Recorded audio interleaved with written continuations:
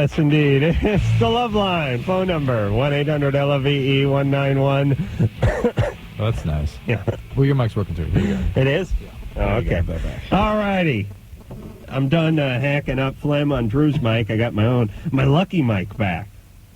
This is the mic I used to weave the magic. Phone number, 1-800-LOVE-191. That is the phone number now, right, Drew? Right. Had a little difficulty last night.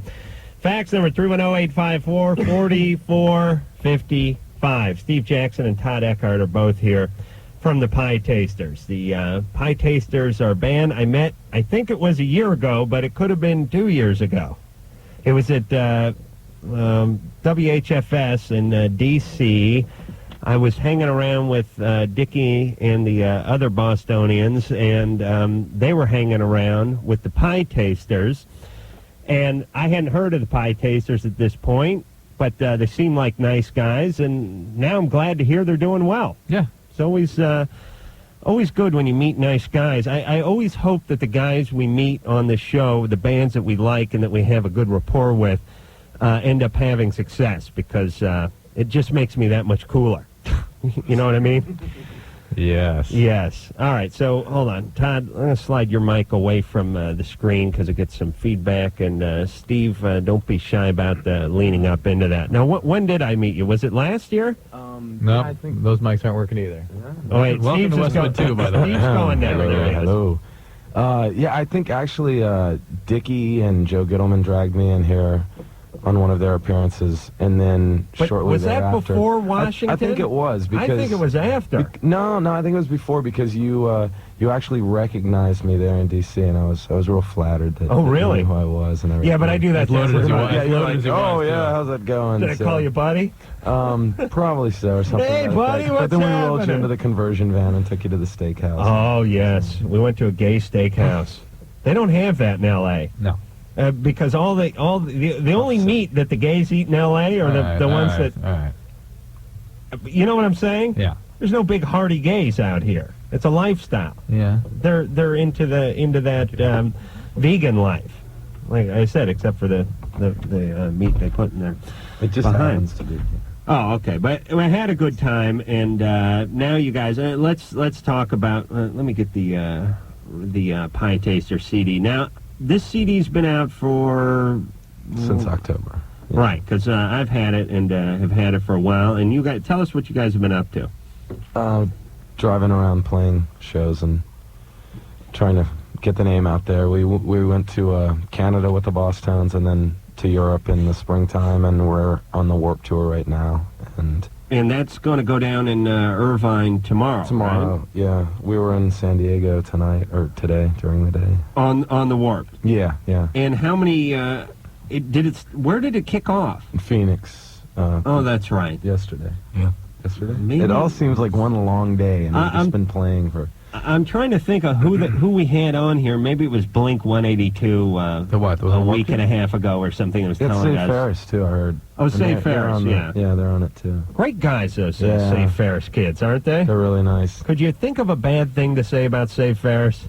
No, not at all. We played with them a long time ago at the Troubadour, I think. Electric Ballroom? Oh, no, No, that the was Troubadour. Thanksgiving. Yeah, and yeah, it's like you said, it's nice when nice people do well, get some success, and don't turn into a-holes, by the way, which Drew's turned into. Have I really? After the success of the show. Oh yeah, not he's a maniac. After last night, it's amazing I'm not. Drew got in a little car accident last night. I spotted him on the way home and stayed with him. If anybody it was ever, a mess. I'm always going to come to your defense now when anybody ever says you are less than a gentleman. Well, I may be an a-hole now for myself, but there's a certain code that guys should have amongst guys who are friends, which is you help them out in a pinch. I recognize that in operation, but you still went beyond the call, I thought. Drew, in the middle of the night. Listen, Drew wanted, and I was telling Todd and Steve this during the break, he got in a little car accident. He's all right. I wish you could say as much for the car. Oh. But Drew, your first estimation on the damage was what, $4,000? You said? Yeah. Yeah. I'd say it's going to be 10. Oh. Easy. But the point is he wanted me, because I'd waited with him until the tow truck arrived, to then drive home, and then he was going to call a cab from my house to pick him up at my house and then take him to his house, which I thought was a ridiculous idea, considering we don't live that far apart. And then why shouldn't I just drive you home? Yeah, it was very nice. He stayed in the middle of the night. He stays, waits for a tow truck, helps me out, pushes the car off the road. Yeah. Come on. Well, I got nothing to do. Entertains the guy that hit me for a while. Well, I was trying to make the best of a bad situation. The guy was funny. He's driving a Jeep with a big Smitty-built bumper on it, and he goes, killed me. It just destroyed Drew's car, but he didn't have a scratch on his car. And he goes, I go, boy, that bumper really worked. And he said, yeah, really did the job. He was this Russian guy, and I was thinking, oh, okay, that's kind of a morbid sense of humor. I forgot I bought it. Yeah, it's good for ramming. All right, so anyway, Drew, the cherry's been popped on the new car. Yeah. You can now enjoy it. Okay. Feel free to smoke and drink coffee in it now. Exactly. Okay, so why don't we, do we want to, all right, let's talk a little more about the Warped, and then we'll see about squeezing a song in. So you've now done, you did Phoenix, you did San Diego today, it's Irvine tomorrow, and how many more legs you going to do before you get off the tour? 12? Yeah, till Chicago. Till Chicago, and then then there's some. It seems to be a large switching point in Chicago when a lot of bands are leaving. And some. It's too bad too, because the day afterwards, Black Sabbath. They're like it links with the skating. Ozfest. Yeah. Oh, really? I want to see Black Sabbath. Minneapolis. So. I wouldn't mind. Is Ozzy in Black Sabbath? The original. Is it the original lineup or? I don't know. I think he does some solo stuff and then joins the band. So. And then where do you guys go from Chicago once you get off the Warped tour? We're doing some shows with Dropkick Murphys and I think the Slackers, and both Hellcat bands as we are, and so. And but some label work on the way up in the Northeast and like Detroit and. I tell you, we talk about this all the time. Drew and I go out and do these college lecture tours, and we go out for 3 or 4 days, maybe. I mean, a long one is 4 days, right? Huge. What's the longest one we've done? 4 days. Is it 4 days? Yeah. Feels like 4 years. Yeah. Drew and I are ready to kill each other. I never stop complaining from the time I get to the airport in LAX to the time I return back to my house 3 or 4 days later. And it's really nothing. I mean, we get in a plane, we get in a limo or a car, we go to the gig, we do our thing, we turn around and go back to the motel. But I couldn't imagine doing it for 6 months. Oh. I couldn't imagine doing it 6 for... days. I was going to say 10 days. Yeah. 6 I could imagine if I closed my eyes. Yeah. But I couldn't imagine hopping in a van and heading out for 6 months or a year.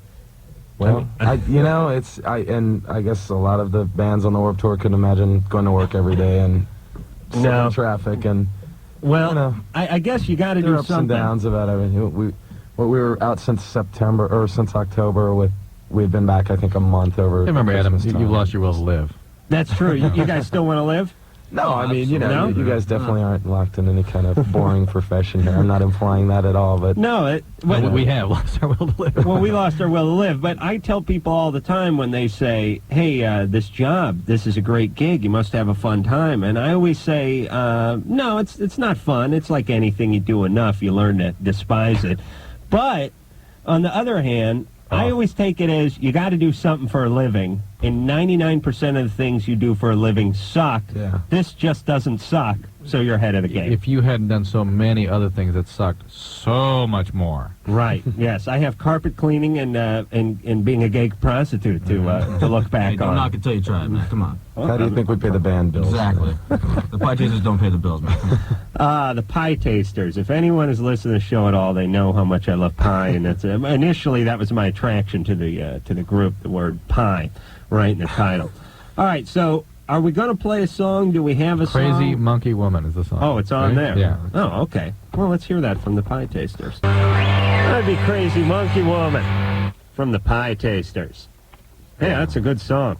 I like the piano. Get some aggression out. Yeah.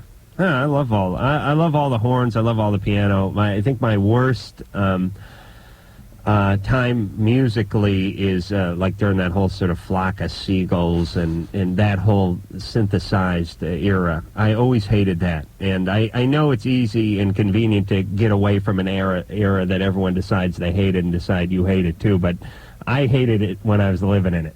I couldn't do anything with my hair, and I didn't like those big Casios those kids were banging around on. I like the horns, and I like the pianos, and that's what I like, and that's why I'm glad that the Pietasters and Save Ferris and all these bands are coming in, Real Big Fish and Boston's, and all these bands playing their horns and bringing what music is back to the musical landscape, right, Drew? Right. Let's go to Okay. calls. Yes. Exactly. Okay. Greg, Yeah. you're 20. Hey, what's up, man? Pietasters, you guys rule, dude. Thank you. Thank you. Yeah. Listen, I work for a car dealership, right?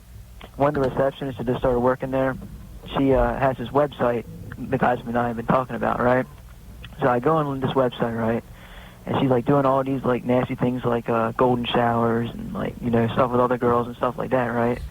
And like Somebody was telling me the other day in San Jose, he goes, yeah, this chick I know, she gives the golden shower and the brown shower. Oh, And I said, it ain't the brown shower. That's called the mudslide. yeah, exactly, yeah. That's a special lady. Yeah, chocolate stick or whatever.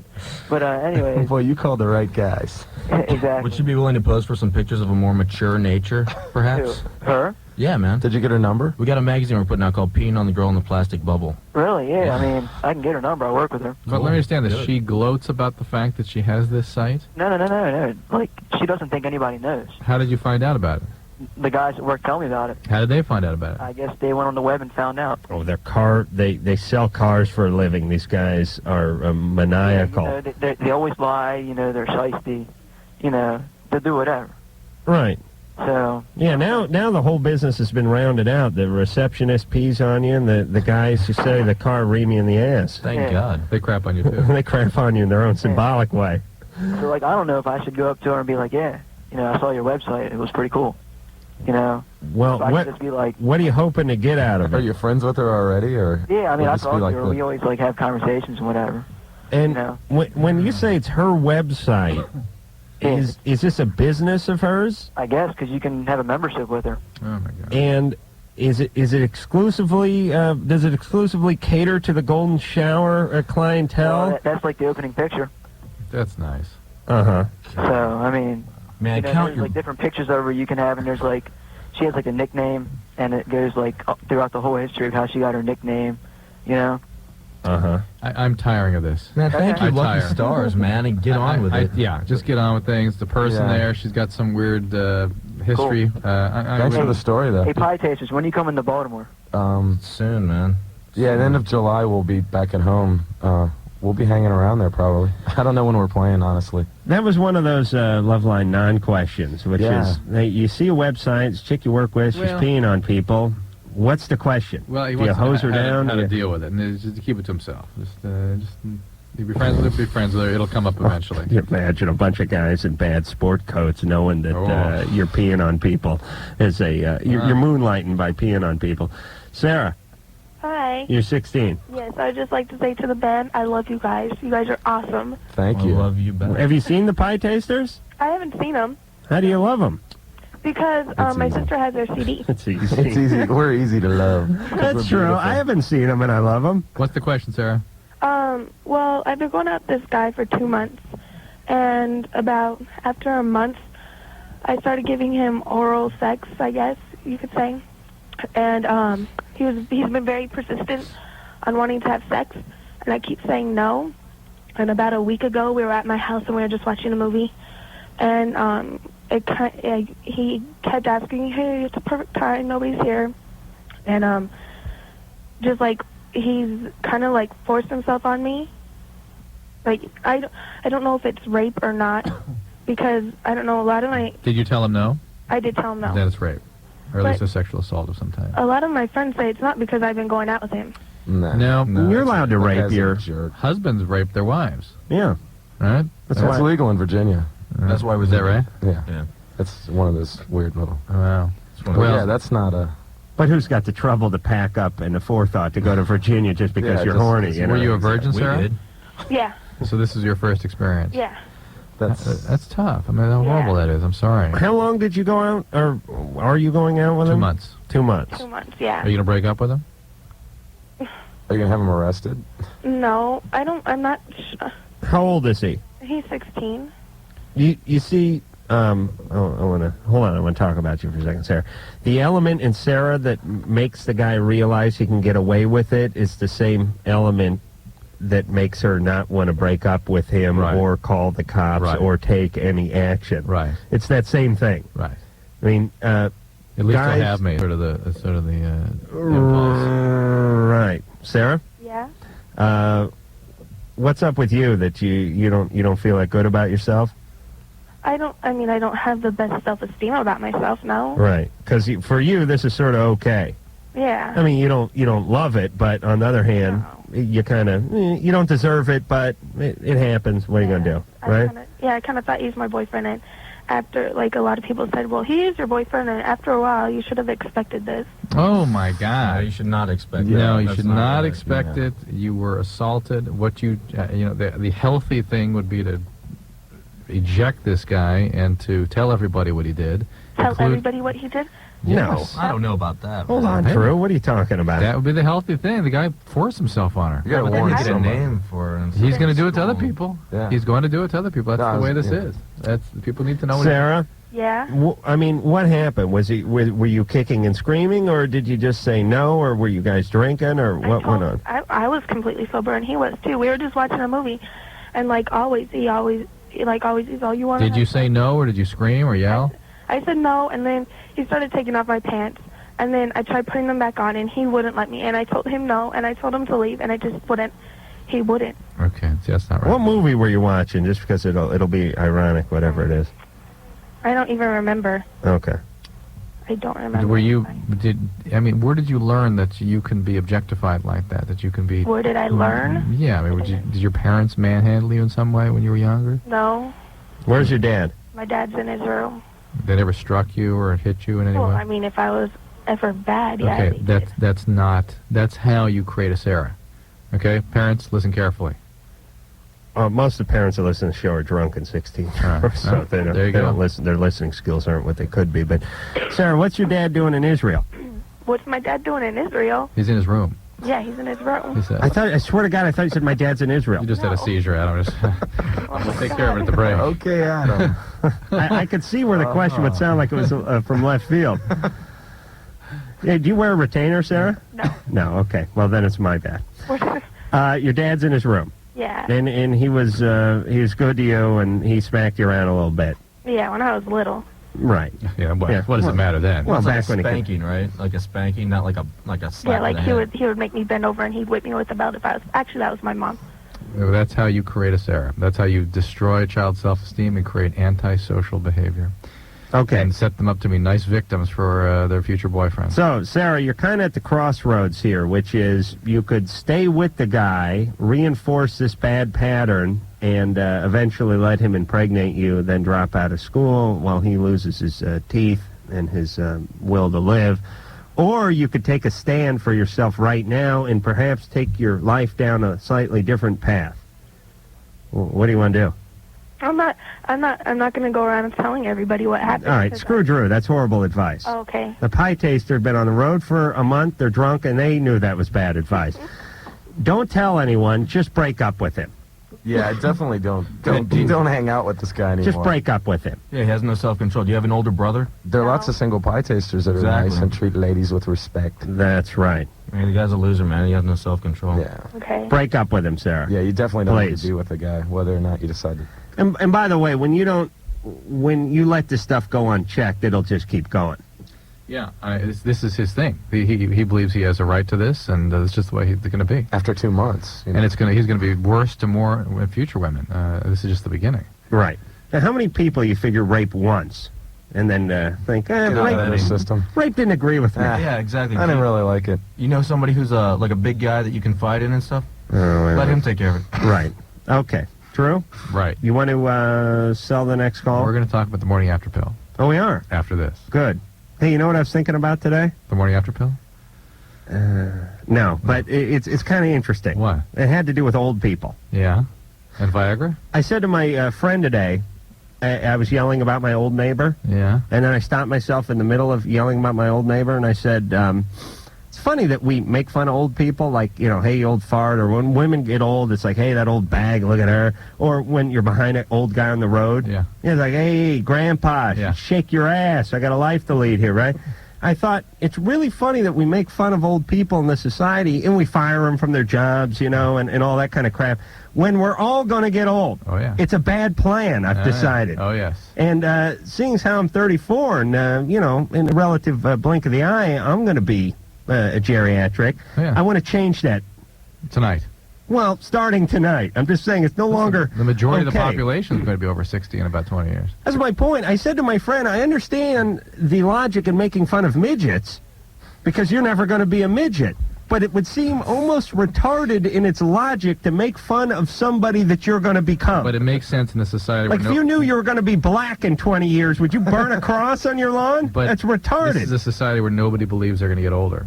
Nobody. Even the people who are 80 are bewildered. Believe me, I deal with it all the time. Bewildered that how could I have a medical problem? But I've never been sick in my life. I'm 85. Never been sick in my life. Most people I know that are young aren't that nice to old people when we're all going to be old. They don't believe that. Now, you know what it is? That narcissism. No, that's what it is. Oh, shush up. Can you shut Drew's mic off so I can yell at him without interruption?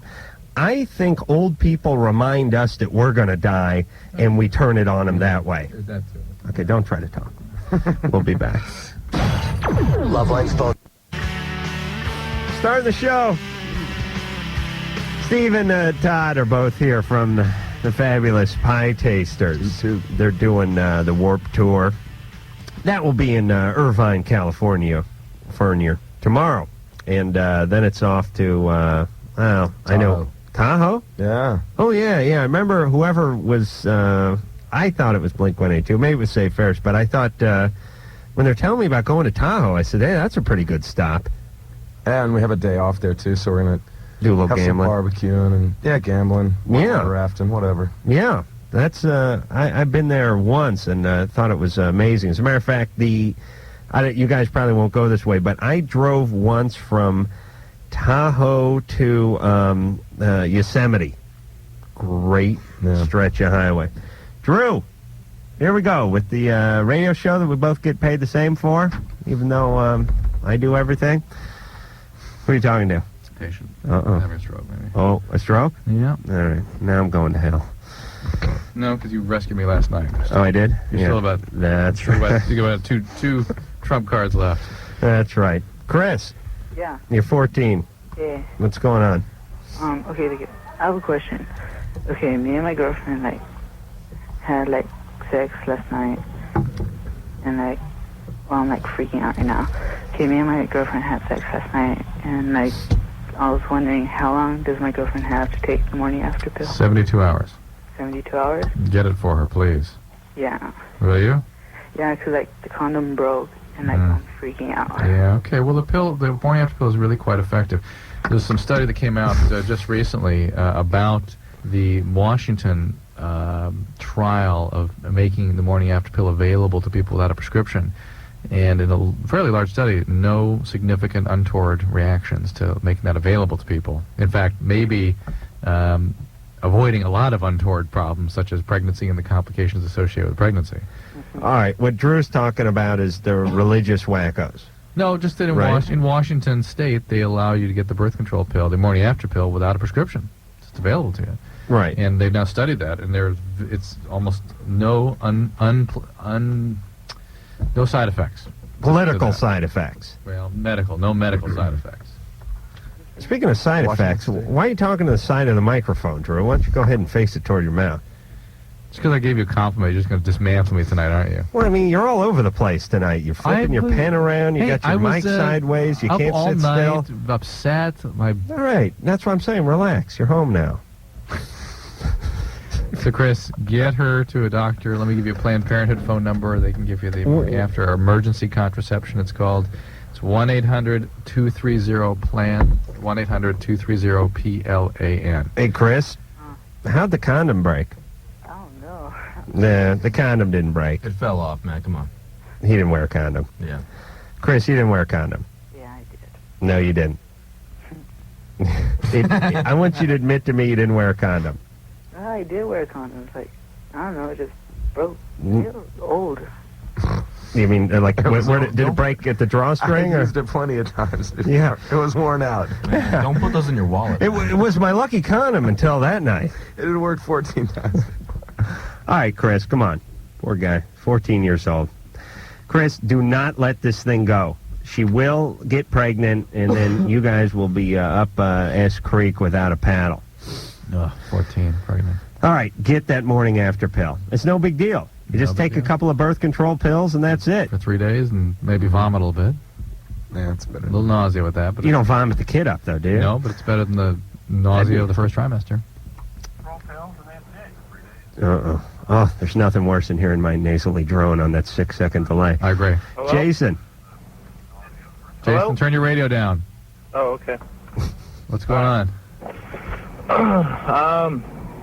I tend to date women that are quite a few years older than I am, and they usually have kids. How much older? Well, I'm 21, and they tend to be 32, close to my mother's age. My mother's 36. What are you hauling, Jason? What am I hauling? Are you a truck driver? No. We just hear a lot of noise in the background. I'm driving in my car. It's a convertible. Wow. Convertible. Are you gay? No? No. Must be an American convertible. Yeah. Yeah. Straight guys only drive American convertibles. Gay guys all drive the Miatas and the cabriolets and that stuff. Jason, your mom is 15 years older than you? Yeah. Well, that's cool. You go to concerts and stuff with her? Yeah. Pick up on some of her friends? Kind of like a sister. Right. Yeah, who knows what the meaning of this all is to him, whether that's just what he's comfortable with women, the women that are that close to his age, or whether this is a repudiation of younger women, because growing up with a 15-year-old parent could be kind of chaotic and uncomfortable. That's an interesting point, yeah. Bizarre, yeah, your mom is 15. I mean, there you are in your formative years being raised by a Mouseketeer. Right. And so you'd want to stay away from younger women. A Mouseketeer smokes a lot of weed and doesn't like her parents, but a young person, in other words. Yeah. This is my idea, is that, and just give me your input on it, is I didn't have a father. I didn't grow up with one. My mom got married when I was 4, and I see myself in a position to where I can take care of a woman that has a situation that myself and my mother was in. With the kids. I see. You're to rescue all that. I see that I can take care of them and rescue them from their situation. And in doing that, Oh, boy. Are we going to talk him out of that? Yeah.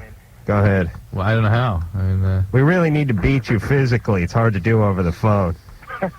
It's not a healthy psychological posture to be a rescuer, okay?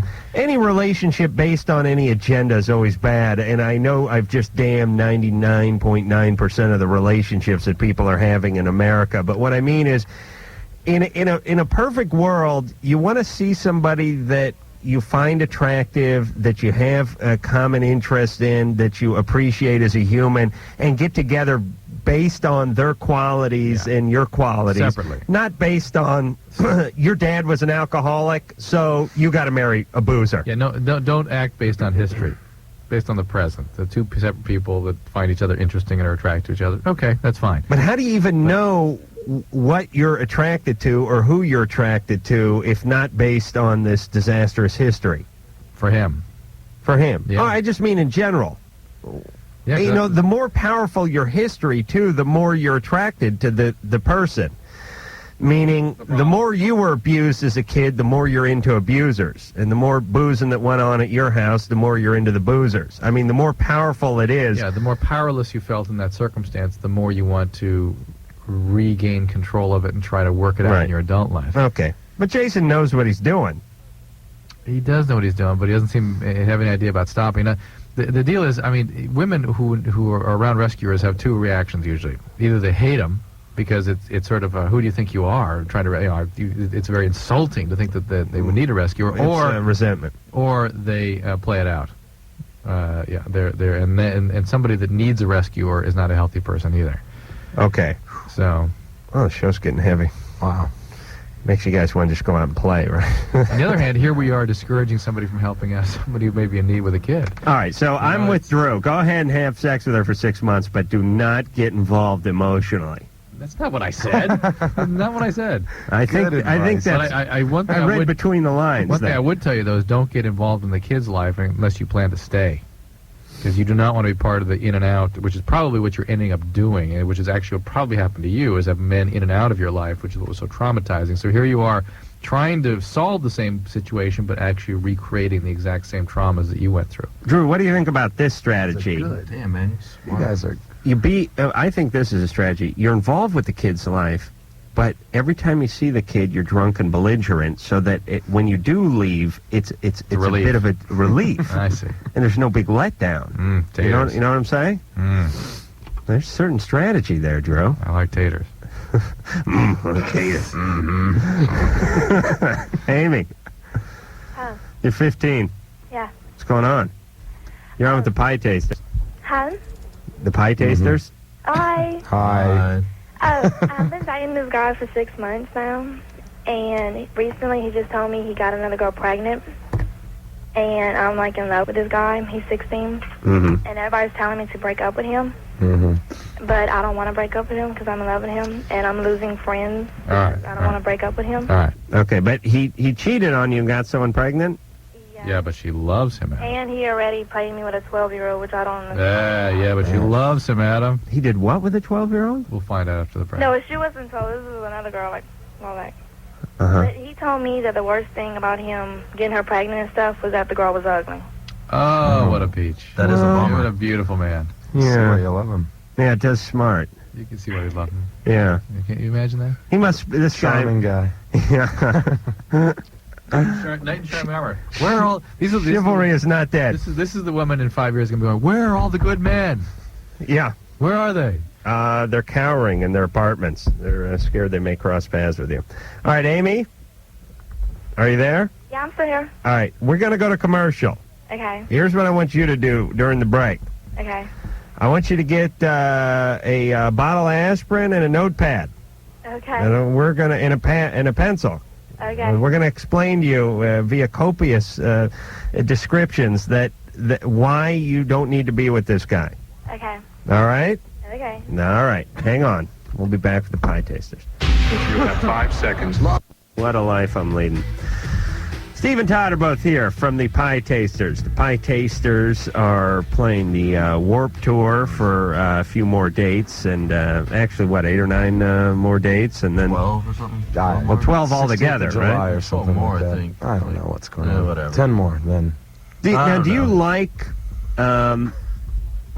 Do you like not feeling like you have to carry the show, that you can just slide in, do your thing, and slide out, or would you rather? It's kind of nice. I mean, it's a different change from playing the little nightclubs, and there's no booze around and stuff like that. So it's very healthy. There are 3 square meals a day at the catering tent, and you only have to work for 30 minutes, and then you sit around and talk to rock stars. So Right. it's not too bad, Yeah, I would think it might get old after your 5th tour, but is this your first? This is the first one, Warp. so it's still, it's exciting and wonderful for us. Yeah, bring a camera. Enjoy. Yeah. You don't have to carry the thing, like you said. We're not the headliner, so. Yeah, I mean, I would think there's a point in your career where you want to be the headliner, but and you have been the headliner in smaller venues, but it must be nice to slip in and slip out and not. Definitely. It's nice, man, because we've been on tour with these bands like Bouncing Souls and a bunch of other people like, Rancid, and so we know like 30 people automatically, so we hang out with them all day and go to the beach. Go swimming. Got an inflatable pool that we put up and blender and stuff. Yeah. And, try and make the most of it. Someone's peeing in that thing, though. Rancid is going to be in here tomorrow night, speaking of Rancid, and Rancid was in here. I was away. You were? Yeah, I remember that. How do you know? Because I remember missing those guys. You do? I missed seeing them, yeah. You like Rancid? Yeah. They're great. You do not. Yeah, they're really nice guys. All right, name me one Rancid song. They're nice guys. Drew's one of the few people who knows the musicians as people and has no idea what their music is, which is an absolutely bizarre perspective if you think about it. I never really thought about it, but who else in America beside Drew? Meaning, either you follow the band, Yeah, you go to the you're right. concert. Maybe you're a million miles away and you just sit up at the lawn at Irvine Meadows and watch the band and you know them from that standpoint. Or maybe you're an insider. Maybe you work for the record company. Or you know from the internet or Either something. way, But you know what you're into the music. What their act is. He knows every band, and in his 15 years of doing this show, there has not been an act that you have not seen. Right. I mean, Music. Julio Iglesias, Right. Rod Stewart, Yeah. Tony Bennett, Yeah. Green Day, Yeah. all the way through. Every single one of them. Yeah. Never been to one of their gigs, except for the time Julio flew him out to Vegas in his private jet. You probably like them all more because of that. Keeps you- AJ. Hello? Hey, were we selling this call, or did we just jump into it? We're just jumping. Let's go. AJ, what's up? I don't know, it doesn't really matter. What's going on? Hello, you guys. I listen to your show every day, and hello, band. Hey, how you doing, AJ? I listen to you guys every night, and I have a radio right next to my bed. What? Cool. Is there a question, AJ? Yeah, some of my friends told me that, like, men can't get AIDS from women. It's more difficult, theoretically, but men certainly can get it from a woman. Okay. They definitely can. And, I have a cut, like, on my penis. Like hurts when I whack off. And, how can I, like, cure it or whatever? Slow down. In Take a speed break. or just in numbers? Numbers. And let it dry out. Where is it? Where's the cut? Like, near the tip. Yeah. Take a couple days off. Grease it up, huh? How'd that happen? I'm not sure. I think I, like, whack off too much. Yeah. Yeah. Who doesn't? Let it heal. That's why 5 times a day. I put a golf glove over my penis before I masturbate for that one reason. Could you imagine, though? Think about this theoretically. When you get a cut, any kind of cut anywhere in your body, obviously you have to sort of leave it alone for a few days and let a scab form, right? And let it heal up. Can you imagine a 14-year-old kid with a cut on his penis? That cut could be there when he's 27. Yes. You understand? Yes. Imagine the scar tissue on that. Imagine some guy's like at the gym. The guy's in his early 30s. He looks down at the guy's Johnson and says, "What'd you do? Hit it on a locker?" "No, I cut on my bike in 1974. "Wow. It looks like you cut it 10 minutes. No. It's 15 years old, that cut. I cut it on a Nixon button. Okay. You know, they got these little sharp things. You can pin them to your shirt. All right, so he has to lay off the peni for a couple of Weeks. weeks. Oh, my God. the I don't know humanity. about that. That's Come on the now. fastest healing Now you part of can your change body, up your man. technique No, that a was little just bit, for perhaps. purposes of the reaction of the peanut gallery. The gallery, right. Yeah, come on, Drew. Let's not. No, a few days. Okay, yeah. He'd have to get his hand caught in a combine in order to achieve that goal. Jason, Yeah. therefore, you're 18. What's going on? Well, I got two short little questions. First is for the Pietasters. I think you guys are great. I was wondering if there was any possible way of getting a copy of Pie Stomp. Actually, we were talking to our friend Christina at Hellcat, and we're trying to get the rights to put that record out again. But Really? right now, I mean, it's there's none left over. I mean, no. Actually, I think there's one copy in my apartment, and whatever's laying around. But it's one of those weird, you know. I was talking to Bucket Hingley at a Moonsky show. Uh-huh. He said that he might have some, and then he said he forgot them or something. Yeah, he might have some in the warehouse, but it's one of those old manager things that you always hear about. And sorry. Okay, thanks. I was also wondering, Monday night, Drew and Adam, you were talking about schizophrenia.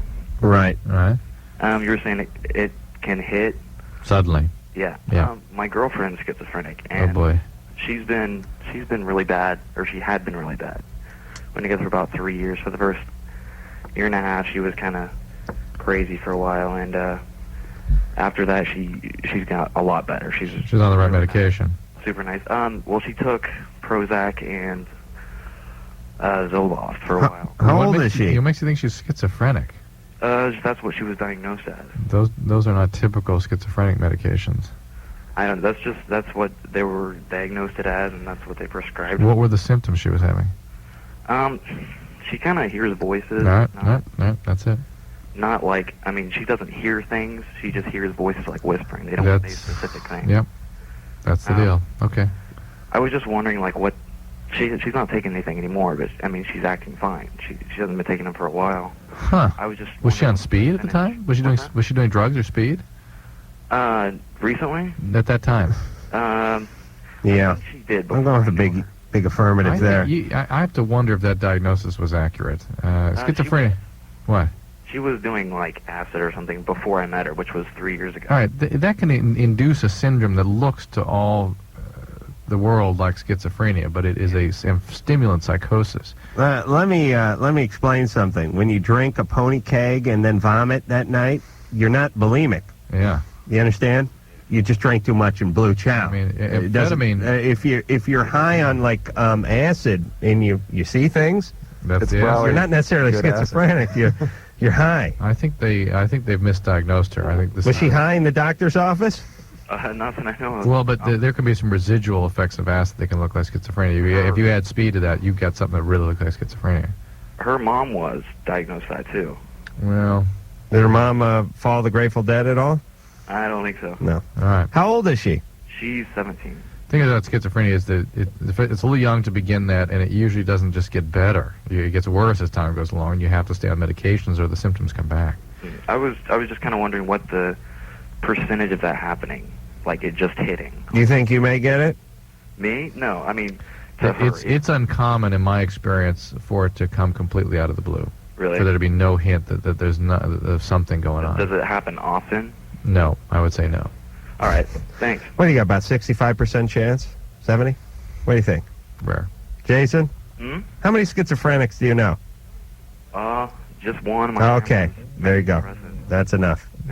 You know what I'm saying? Yeah. Okay, all right. Doesn't happen that much. Right. It's really the beauty of being a kid. You hear about something and you just figure it's going to happen. I was talking, I was out to dinner with my dad tonight, and I was talking about when I was young, and there's some guy named, I think the Slasher was his, he was like a serial killer. Hillside Slasher. That's what I said to him, the Hillside Slasher, but there was the Hillside Strangler. Oh, yeah. A lot of guys doing a lot of hill work in the 70s out here. Was there a freeway slasher or something? Freeway Slasher. Yeah, I like when they incorporate some part of the local terrain into it. You know, always the Los Angeles terrain. Yeah, like if it's Chicago, be the Windy City Slasher or something. Flasher.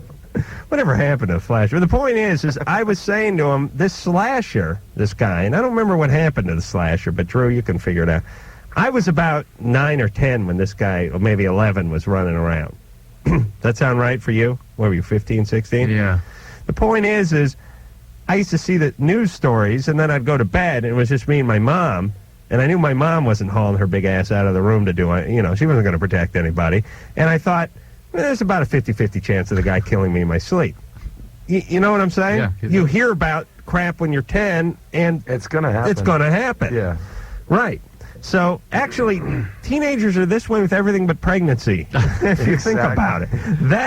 They're impervious to that, but they figure they got a better chance of the Hillside Slasher getting to them. But the point is it must suck to be young and to think that you have a 50-50 chance of everything happening to you. Yeah. As opposed to when you get older like us, then you get into denial. Yeah. Colon cancer? Give me a break. Yeah, I probably won't get Come on. We just went to In-N-Out Burgers. Yeah, I was let's thinking go. about that the whole time I was wolfing down the double. Yeah, you kidding? I crap every 5 minutes. That cancer, I must have crapped out 40 feet of cancer today already. It don't have time to take.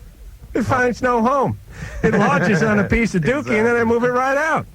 Get the Metamucil in you. That's right. And besides, they'll come up with something by then. All right, we'll be back. Loveline. Hey, it's Loveline. Just talking politics with the Pietasters. Drew thought you guys were coming in last night, and was kind of excited about the prospect of pie. I was driving here, and oh, wait a minute. We got to do our little 10-second. Let's do our 10-second break. Right. Famous K-Rock.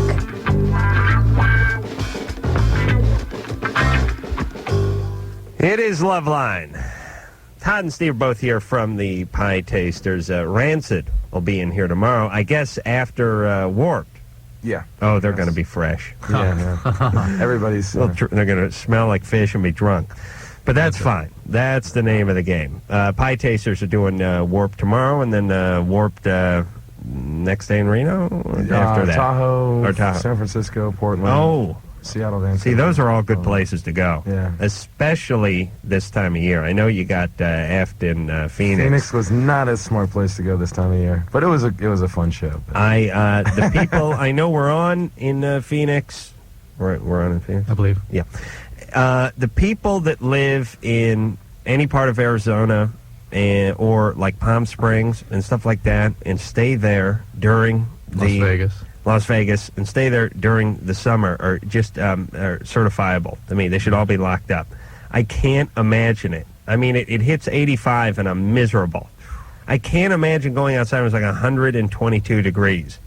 What the hell do you do when you live in Arizona and you play Pop Warner football and you're 14? You know what I mean? Like during the summer, what do you do? Practice at 4 in the morning? What do you do? Just like have the sprinklers on the playing field? How do you play like Little League Baseball when you live in Arizona? I know the construction guys would start like 2 in the morning. Oh, yeah. Ann was just saying, imagine Hell Week. I played 10 years of organized football, and I played in the San Fernando Valley, and that was bad enough. That's close. Yeah. I guess you add the smog, graffiti, crime, it sort of the scale starts to even out a little bit. But the point is I was miserable out in North Hollywood doing 2-a-days or Hell Week in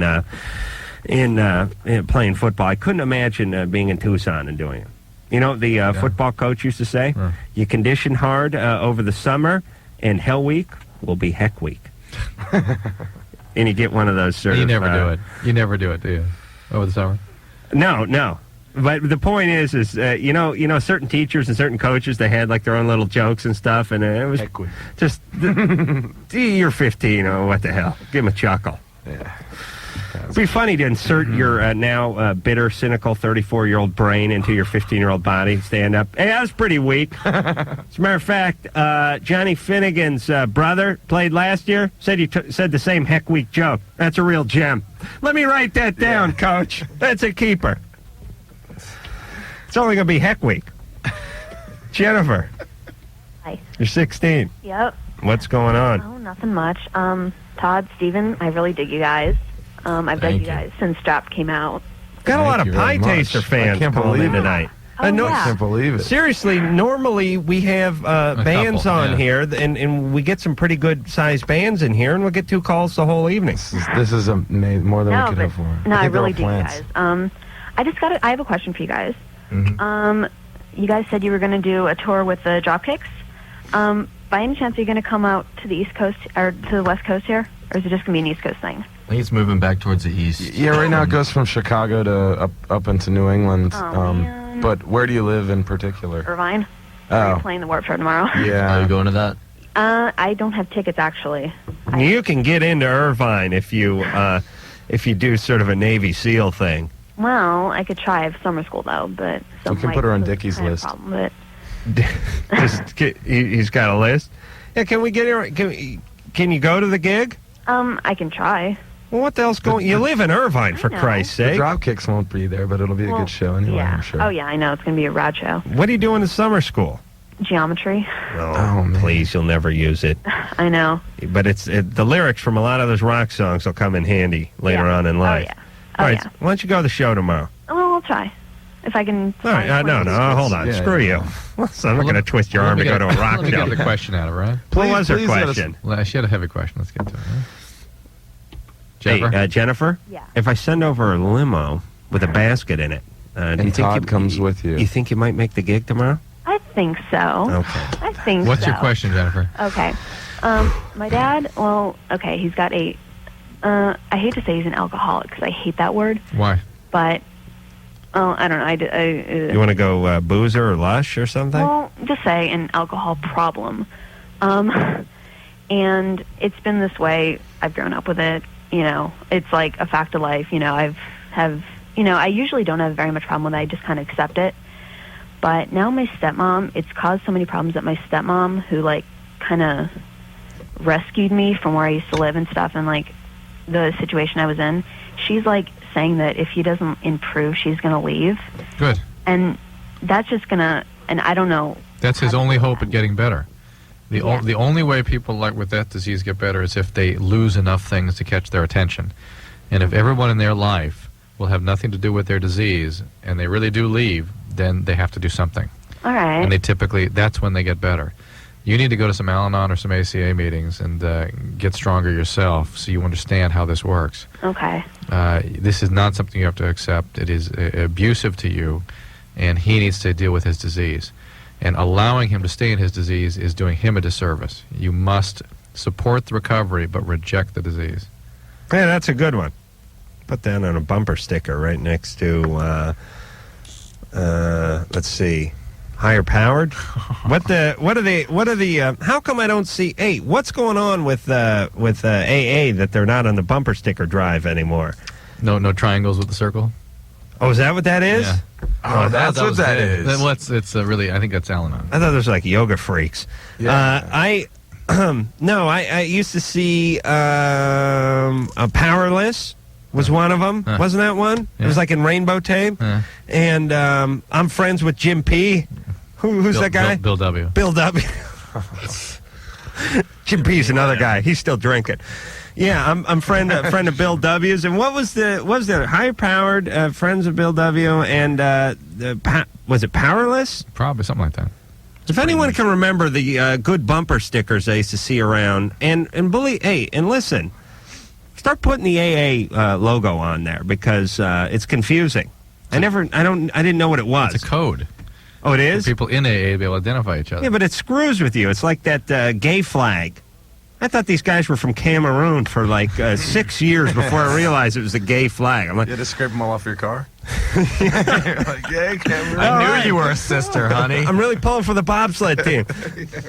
No, it's like, hey, what are all these blonde guys in tank tops with the Cameroonian flag on their car for? It looked like the Jamaican flag. I couldn't figure out what the hell that gay flag was. Okay. Then the other one it took me a while was the fish. Oh, yeah. The Christian fish. Yeah. You guys know what I'm talking about? I know that was a tough one. I drove around for 5 years going, what are these guys into bass? What is it, like some kind of bassing association? Every bumper sticker should, or you know what you should actually have? This would be a moneymaker. The bumper sticker heads-up breakdown. It's just a little laminated card that you hang from your rear view, and it basically has a breakdown of what the higher-powered guy's a lush. Give yourself some stopping distance. Right. Driving. Yeah. This guy's gay. This guy's a Jesus freak. This guy may be loaded. This guy's into the Grateful Dead. The bumper sticker English translation. Right. Yeah. The Grateful Dead with the bears dancing. Never knew what the hell that was. If anyone can think of any good ones, I'd appreciate it. With all the traveling we do, we should put something. Yeah, you travel around and you go, Take a oh, Polaroid out. look at this guy's got a hat trick on. He's a Jesus freak. He's got the piss on gay, board and he going used to on. booze too much. Piss on number 3. I like the guys with the Bad Boy Club. You seen those Those guys? guys are tough, Yeah. man. They don't fear anything. They're man. bad. Those guys are scary. Yeah, they're tough dudes. They are, man. They got that They thing don't with fear their. a damn thing. Well, when you got a decal, you kick some serious Hell ass. yeah, man. Dan, what's going on? Not much. Pietasters. Saw you guys up for the Boston's a while ago. Oh, yeah. You're my mom's favorite ska band. Oh, man. We like your mom, too. I know Yeah, that. you know. Yeah. Dr. Drew, Adam, watch you guys for, giving me lots of laughs, so. Thanks. Okay. Couple months ago. Are we your mom's favorite radio or TV show? Sorry, can't do it for you. Oh, man. Damn. Beat out by Dr. Quinn We one can more introduce time. you to her. Sorry, I took her there for her birthday. Mm-hmm. It was her birthday present. To see the Boston's and the Pietasters? Yeah, and she dug the Pietasters better. Wow. Wow. Did she stage dive or anything? No, No. it's terrible ankle thing. She was Okay. hanging out with That's us. our wasn't target she? audience, 35 to 60, man. Okay. I taught a girl how to snowboard a couple months ago. She's from Central America. I'm going to go be seeing her in a couple weeks. You're going down in Central America? Yeah, I'm going down to Central America. Yeah? I was actually, this is, I've always thought that if I'm going to go do something, I might as well just go all the way. So I was thinking of asking her to marry me, just to get her back up here. Don't do that, And- man. Yeah, I don't think that's a good reason to get married. Oh, very true. Oh, wait a minute. What about the snowboard bond? Isn't that a powerful To bond? get her back up is Exactly. not a reason. To get her in your vicinity is not a reason to get Well, married. that's not the whole reason. What's the whole reason? The whole reason is I really care about this girl. How long were you with her for? I knew her physically for a month. What? Did it translate? He was banging her for a month. How long did you? Did you have the dignity to take the boots off before that, or you just stay in the snowboard boots? No, it was actually, pull that jumper around your ankles. Oh no, it was a very. It was a very watchful eye over us. Well, this code. Her father? Her uncle. Oh, really? Mm-hmm. Yeah, man. So, wait a minute. Where do you live? I live in Denver. And she was in Denver? Yes. And that's where you met her? No, I met her at a ski area I teach at. What city is that the ski area in? Is it in Colorado? Yes. All right, then shut up. That's what I just said. Oh, I said Denver. All right, you ski in Denver. Does it snow in Denver? Yes. That's good enough. Okay, so you met her where you live. In other words, she came out and she was skiing, and you were an instructor, and you were teaching her. You fell in love. You had a fling.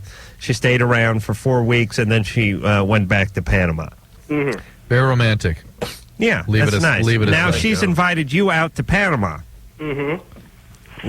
And she's going to show you how to do what? I'm just going to visit her for a couple weeks. You've already bought the ticket, right? And you're going to stay with her. Great, keep the relationship going, but see how it goes. Get married when it's time to get married, not to get her back to Denver. Cling to somebody. Yeah. Yes. All right. All right. Nice. She's going to go nuts. You can't go from Panama to Denver. Why not? It's the altitude. It's too different. Panama sea level, right? We got a canal going right through there. Yeah. She's not going to be able to breathe. Yeah, she's not going to be able to breathe. It's hard to play shows in Denver. No, I mean, it might be fun, but wouldn't you think what if you're born and bred in Panama, for Christ's sake, and now you're living in Denver? Maybe it's a dream come true. Yeah, for a week, and you're with Dan. You're screwed. All right, go down to Panama, have a good time, see how it works out. And if it works out well, go home and think about it a little while. And the next time you see her, that's where you can get into it. Meanwhile, she can go back and forth, and you can go back and forth 10 times before you get married. Don't trust this Dan with the snowboarding anyway. Dave, you're 22. Hey, what's going on, man? Everyone keeps talking me. Everyone tries to talk me into going snowboarding, except for they're wearing a cast on the wrist when they're telling me. And I got a neighbor, JJ. He goes snow. I swear to God, the guy's on the tour. He's snowboarding every 10 minutes, and he says to me, "Oh man, you got to get out. You got to get out. You got to get out snowboard, man. It's the greatest thing ever." I go, "Where are you going, JJ?" I got to split. I got to beat the orthopedic surgeon. She's taking the pin out of my hip. I'm like, "Yeah, listen, JJ. Every time you come back from snowboarding, you have like a boot wedged in your ass and in a brace on. I'm not going out there and get my ass kicked. Oh no, it's the greatest. Listen, I kick you in the nuts right here. You don't have to. You don't need a ski lift for that." Dave, what's going on? Hey, what's going on, guys? Not much. Pietasters, I just want to say you guys are pretty rad, and I hope you come out to Boston. Oh, yeah. We were just there, man. We were there with Ryan. See, we're finally going out to Boston. We are? Yes. When? Where? The fall. To be announced. All right, cool. Boston's a great place. Definitely. I'll give you guys a brief background on my situation, and then I'll ask the question. Went out to college in Wisconsin, met a girl. This was 3 years ago. Became really good friends. Then she dropped out, didn't see her for a year and a half. We kept in touch and everything. Really didn't lose track of each other. This past February, I told her how I felt about her and everything. I loved her and everything, which I was always there, but long story, just never really came out before. And she got excited, whatever, and to make a long story short, she came out to Boston at the end of March for 4 days. Everything was great. Kept on talking. The next 2 months, I came out to Chicago early June. Almost from day one, things fell apart. She wound up ending everything, and I came back to Boston 2 days early. Everyone's saying, like, oh, yeah, she's going to call you, whatever. Well, she wound up calling me that night. The reason why she broke up with me is because she said I was smothering her, but she didn't actually say that until that night after I got back, and she said it was a feeling that she started feeling 2 weeks earlier, so she wasn't open and honest with me. Then everyone, after that conversation, was just like, well, whatever, this is a stalemate, take care, whatever, bye.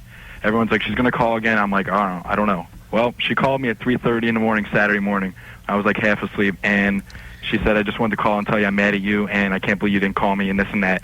Everyone's still saying she's going to call me, and then she hung up on me. Everyone's saying she's still going to call me and everything. I don't know, but here's the question. If she was to call me, I don't even know what to do at this point with the whole thing. I mean, yeah, things ended She broke up with me. She had issues with me. That's why I never picked up the phone to call her. It was just a really bad situation. How would I deal with it right now? If she is to call again, because I thought she was so rude. I've been so civil and polite and respectful all this whole time, and for her to call me at 3:30 in the morning, her friend was over. She was interrupting. You're getting over your head, Dave. Relax, relax, relax. Hold up. I'm feeling smothered. Yeah. I need a break from Short Dave. of breath. Dave, I feel you're intruding upon our show now. Pie Tasters, you feeling a little smothered by Dave? A little bit. Yeah. I apologize. That's all right. No, Let's all just step back from He's the been call thinking about this just for a minute. situation a lot. Dave? Yes. We're going to call you about 4 in the morning with an answer. We'd really need to... what do you do for a living? You auction cattle? No, I used to do that. What do you do? I'm a law student. Oh, really? Oh, you're going to There be you great go. in court. Halfway, the judge going to turn to the bailiff and go, what was the effing case about? I can't remember anymore. He's talking about smothering his client for so long. All right, Dave, we need to talk to her. Can we call her? She called you at 3:30 in the morning. Come on. Come on. Come on. Let's get to the bottom of this. Let's That's get it it. out on the table. We'll air it out. We'll get to the bottom of it. You'll feel better. I'll feel better. Drew won't care, but I'll predict this girl has got a...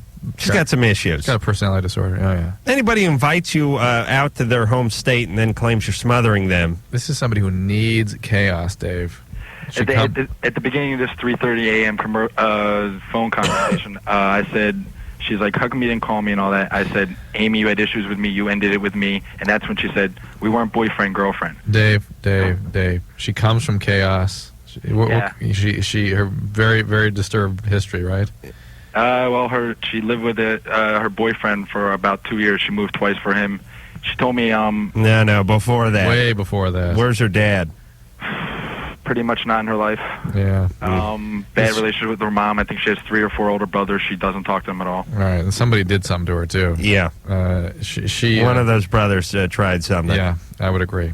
You guys can call her if you want, though. But this is... Nah, I already know her. Yeah, we know the deal here. And this is somebody who, if you get involved, she can't tolerate it, so she pushes you away, and then she can't tolerate the abandonment. So you got it. You're just in the drama. You've just been cast in that impossible catch me if you can role. Right. And it's just you're in for a lot of hurt if you want to keep playing that game. All right. You have to be totally perfect in her. You have to meet her needs perfectly at all times, and anything other than that, you're total crap. All right, it's going to be a life of chaos. Yeah, I would suggest you let it go, and this kind of person becomes severely chaotic in the breakup phase. These are the people that become stalkers and things because they can't tolerate the abandonment issues. You just got to end contact and stop it. Just listen. End the drama. All you need to know. Bring the curtain down. Right. Todd, Steve, I don't know if you guys are married, but and this actually works for both sexes and different parents, but I swear to God, if you just say to a girl before you start dating her, what do you think of your dad? That's it. That's all you need to know. I mean, you can talk about education, you can talk about philosophy, you can talk about Republican, Democrat, you can talk about pro-life or whatever the F you want to talk about. But the number one question you should be asking is, where is your dad? What do you think of him? That's it. If I swear to God, if the girl says, I just had lunch with him 2 days ago, I love him, he's a saint, you're in. Smooth sailing. And a lot of oral sex. Yeah. You're in, like Flint. If she says that bastard, he can. I hope his cellmate sodomizes him tomorrow morning. Or he, he got loaded and bought it on a motorcycle. Where, if it's bad news with Dad, believe me, it's bad news for you. Look out, baby. And to a large extent or large degree, same with guys in Mama. But I think even more so with the gal in Papa. That's it. So listen, all you a-holes out there who have little girls, don't screw around with them. Believe me, they'll be making porn movies, or they'll go lesbian, or they'll be doing the golden shower on the internet. They'll be up to something by the time they're 16. It's a bad thing, man. Come on. I'm just saying you Come don't. on, Adam. I thought you were a player, man. You don't want it for your daughter. Different folks. That's right. The boys you used to hate, you date. I guess it's time to investigate. Oh, that's the facts of life. I was. You take the good, you take the bad, you take them. Can you guys do that at the war tomorrow? Absolutely. I'll sing the theme to Hungry Hungry Hippos and squirt the animals if you want. All right, we're going to go to break, but I do want to sing. I do want to talk to Todd about Hungry Hungry Hippos. Do they still make games for retards like they used to? Like Don't Break the Ice and Don't Spill the Beans and Hungry Hungry Hippos. The pants, all that. Yeah, it's just... we got them. We got them all in our house. Big bucket on a swivel and... monkeys, barrel of monkeys? Oh, yeah. Barrel of monkeys was great, man. Yeah, but that is sort of like Lincoln Logs in a sense that it's almost an icon. Classic, yeah. But there's a whole slew in the 70s of Don't Break the Ice. Don't Break the Ice. Oh, really? Oh, yes. They still make that? Oh, yes. Don't Spill the Beans? I'm sure it's out there. We don't have it, but... Who's Banging Grandma? Don't cry. Oh, wait a minute. That was a little Carolla family thing. That's okay. All right, no, we got to go to break. Loveline with Adam Carolla and Dr. Drew. The phone number's LVE 191. Todd and Steve are here from the Pietasters. Just going over some old times. Talking about those bad 70s commercials. Toss across... I'm still trying to figure out, and one of our listeners will figure this one out, the Soul Survivor game. Was it called Castaways or Soul Survivor? Or it was a commercial for a game where the game washed up on the beach, and the kids who were like castaways on this island ran over to the game and started playing it, and at the very end, one of them went, I'm the Soul Survivor. And I never played it, and I never figured it out, but I saw the commercial 300 or 400 times, and we can't figure out the name of it. So if anyone can figure that out, or what that lyric from Good Times. Back to that again. Good Times? Come on, man. Everybody knows that. But you don't know that. We got 'em. I know, but you don't know the part where they say, hanging in a jar line. Oh, listen. Let's put it in a kind we got. I know you got to build it up before that. No. We're gonna play something from the Pietasters. All right. While we're playing that, I don't mean to disappoint you with your own art, man. But look, I want to hear the Good Times song instead, and we'll figure that out. We're gonna play them. We're gonna play them. This isn't Time Won't Let Me, like by the Outsiders. That was pretty cool. Yeah. Time Won't Let Me. Yes. That's the Outsiders, right? Yes. And the guy that actually wrote that ended up calling us up, and we were kind of flattered. That's great. It's good, and they didn't originally. It didn't have horns in it. I don't think did it? Yeah, no, it did. Yeah, it did. Yeah, but do you guys put horns? I haven't heard. Oh, yeah, we have. Okay. Honking and okay. All right. This is well, you guys don't know this song anyway. You're too young. So this is Time Won't Let Me. You don't know that line, do you? Well, yeah. Everybody, you know what everyone did over the years is they inserted their own word, and then they made it their mantra, and then and everyone you say it to goes, yeah, it's hanging in a jiving, or it's hanging in a jawing, or it's hanging in a soup line. Job line. Hanging in a job line. Yeah. And they'll go, I swear to God, I know it like the back of my hand, but if you listen to that song, the word they say there is undecipherable. The last time we discussed this, we actually had people calling up going, oh, my father wrote that song, so I know the words. Well, if your dad wrote that, call us up. 'Cause, man, that's a good trick to put in a song, like put some weird lyric in there so everybody like thinks, it's... Yeah, everyone puts a freaky trick, man. That's really cool. Hanging in a jar line. Yeah. What the hell does that mean? I swear to God, I don't know, but it's what she says. And here's my hypotheses. You know how a lot of people suspect like a second gunman with Kennedy and stuff like that? Me, it's a Good Times theme. This is going to be There's a secret message from the Russian government. Right. Oh, I see. No, I just mean this will be my quest. Now, what was the name of the guy that Costner played in that Oliver Stone movie? I know you're talking about, I can't remember. The Kennedy movie. Yeah. Right. I will be him, but for the Good Times theme. Okay. One day I'll lobby Congress. And put out a bunch of misinformation. I think the song does enough. My hypothesis is that the woman who sung it was a big black chick, and she just belted out what should have been jiving, but she was just so into the thing, and she was yelling at the top of her lungs. She just went, hanging in a jar line, and she dropped it. She just dropped the word, but it sounded great, and nobody caught it at the time, and then everyone went back to their day job, and they would be damned if they're going to reassemble the chorus and the choir to knock out another version, and it sounded great anyway. But whatever was on the lyric sheet, she did not spit out. All right, now stop and let's some water. Let's watch the tape again. All right, we ready to roll? Yes, sir. Okay. If anyone thinks they know, they can try us, but we've had a panel of experts, and it's not the first time we've addressed this. Sarah? Yeah? You're 15. Yeah. What's going on with you? Well, I'm friends with this guy, and he asked me out, and I don't know if I want to go out with him. You what with this guy? I've been friends with him for a while, Uh-huh. and he asked me out, and I really don't know if I want to because he's black, and I've never dated anybody outside my race before. Was he singing the Good Time theme with the choir? No. No. You never dated outside of your race? No. You're Eskimo? No. No. What are you? You white? Yeah. Mm-hmm. If I'm not white, I'm tan. Mm-hmm. Yeah. I know you're white, but as a host in the 90s, I have to pretend like I can't tell. Oh, okay. Well, you're not black yourself? No. Not Hispanic? Okay. Nope. Not Asian? Nope. No, you're white. Okay. I couldn't tell. Oh, I don't know, that's interesting. because everyone sounds That's nice to exactly know. the same. There's no difference in people. Oh, yeah. Okay, so how old is he? He's 15 also. Okay. And you like him, right? Sort of. I don't know. Well, if you don't really like him, you don't have to go out with him just because you might be believed to be a racist if you don't. Well, what do you... I mean, if you're not into the guy, you're not into the guy. Then. Yeah. But she's worried that she's not into the guy because of his color. Yeah. No, well, who knows what the reason is? If you're not into it, you're not into it. Okay. So. Well, it doesn't make you a racist. Okay. Well, I don't know. I just feel kind of bad and make it seem like that's the whole reason or something.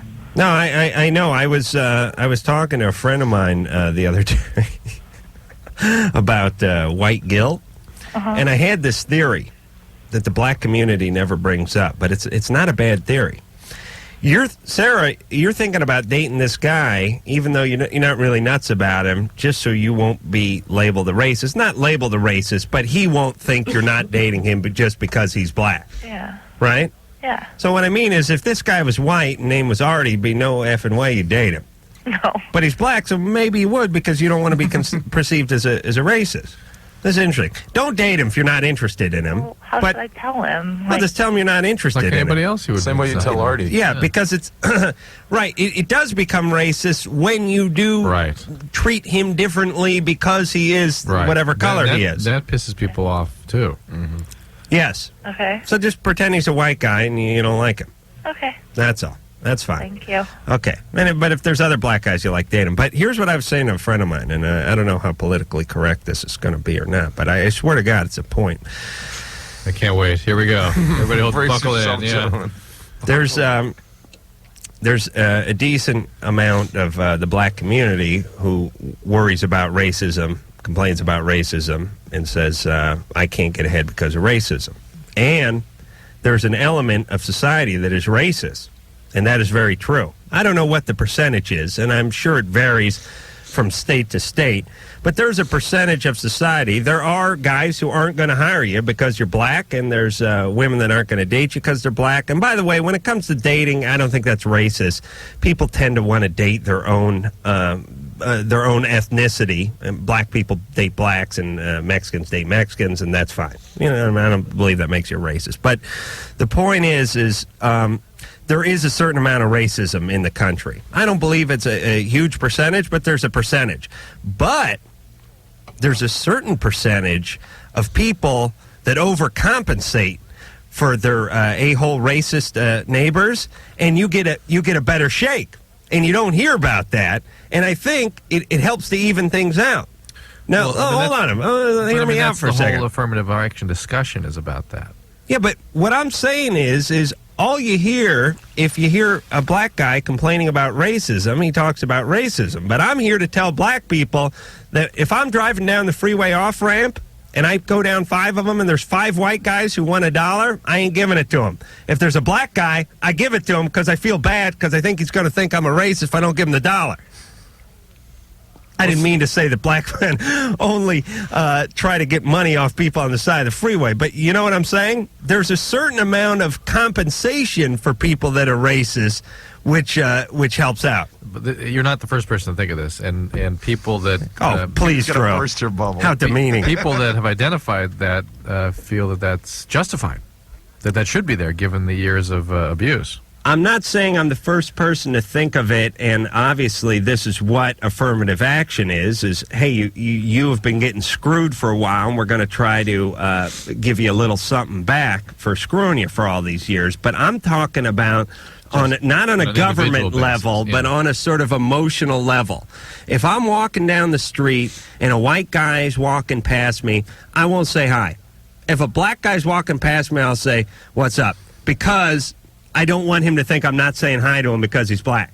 A white guy, I don't care what he thinks. I would think that would piss people off as much as any other. That's just as racist as anything else. Yeah, but I don't make a fist and go, what it is. True that. Racist doesn't have to be demeaning, derogatory. It's just treating people different because of their race is racism. Listen, people treat you different and better because they recognize you from MTV. Does that piss you off? Sometimes. Yes, kiss my ass. Are you kidding me? You go to Disneyland for free. Oh, you're outraged. Please. It's better. Listen, I'm not doing it. It's not a demeaning thing. It's just, right, let's go to I don't break. say hi to everyone I see, but I see a black guy because I'm trying to heal the city. All right. You're a humanitarian, man. Don't turn it into something bad. I'm trying to heal the city. All right. You saint. We'll be back, brothers. This is Loveline. Tasters. That'd be Steve Jackson and Todd Eckhart. We having phone problems there? Yeah. Hey, guys, line 3's finally ringing. What's that mean? The phones have been not working. Oh, they haven't? No. Have I not noticed that? You have not noticed that. Isn't that great? Yeah, you're quite the observant host.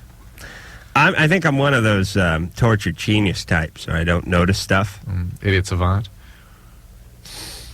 Yeah, it's kind of rough with the word idiot right up there front. Savant, idiot, I think I could live with. Okay. Because some people wouldn't get past the idiot to hear the savant. They tune out at idiot. Idiot. You know what I mean? They hear idiot, and then they're going the other way. Idiot. Okay. Right. Okay. Ann. Yeah? You're 14. Oh, well, I have, like, this problem Mm-hmm. and stuff, and, like, I don't know, I just noticed it yesterday that I had, like, a bump under, my, like, vagina area. Like under the skin? And, yeah. That's normal. There are glands in there that can form cysts and swell up and get kind of painful, even infected sometimes, but that's normal. Oh, really? Yes. Because, like, it just, like, surprised me. I didn't know what it was. It's probably a Bartholin cyst. Okay? So, like, how long would it take? How long will it stay there? Yeah. Sometimes they stay a little cyst there forever. Sometimes they get bigger and have to be drained. It's usually not a big deal. It isn't? No. Where's that? On the vagina? On the lips. Really? Yeah. Wouldn't you want to get rid of that? Not necessarily. Not if it's just a small one. They tend to come and go by themselves. Is it small? Not really. It's like the size of a dime or something. Mm-hmm. But not 10 pennies, right? No. It hurt? Is it sore? That's a big problem. Yeah, take some hot baths. See if it doesn't just go away by itself there. You can also get, carbuncles and things. Other things can infect I had one of those quality. on my ass. That's nice. Remember that, Drew? Yeah. Lanced it myself. Drew doesn't like me to talk about that on the air because he doesn't like people. He doesn't like the notion of people lancing. Did you use a mirror? Or Yeah. You put a whole series of mirrors. Oh, no. I was not in that position. I did not hold the mirror behind me like Steve just suggested. In. Yeah, in terms... I guess I could talk. It was some study in optical physics, wasn't it? You had like 12 mirrors in my bedroom, and you know how they used to get lights down to the middle of the pyramid, down to the bunker there? There's like a whole set of reflective mirrors. Right. I had to use some of the same technology to find my ass. That's what I figured. I swear to God, Drew, sometimes I wonder about my job, but here's what I did. I'll just pretend it's us talking. I have a sliding... I lived in a house that had a sliding mirror door, wardrobe door. I got naked. I can't tell you for sure if I took my top off. Can I have a pillow? I got naked from the waist down. I laid on my back and sort of put my heels and feet up on the mirror, and then I took a flashlight and I bounced it off the wardrobe mirror and onto the buttocks area in order to find the zone.